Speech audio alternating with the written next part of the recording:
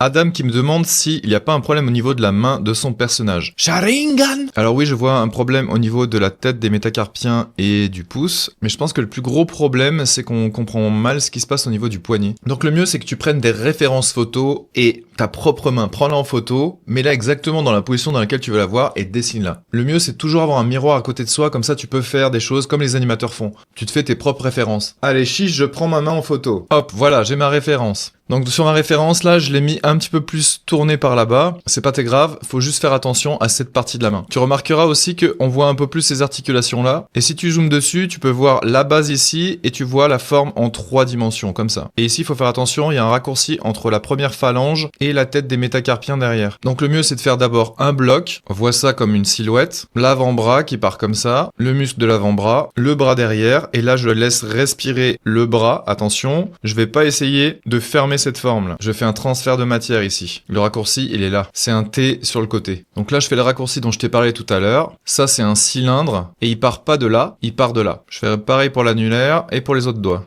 Ici, le pli de la loge ténard. Et toute cette partie-là, je vais la refaire. Ça, c'était juste la direction. La tête des métacarpiens du majeur est un peu plus haute. Et ça forme une arche. Au final, la grosse difficulté, c'est de prendre le temps de construire et d'être sûr que ta silhouette et tes formes en 3D sont bien placées. Et surtout, prendre le temps de prendre des références photos si tu débutes.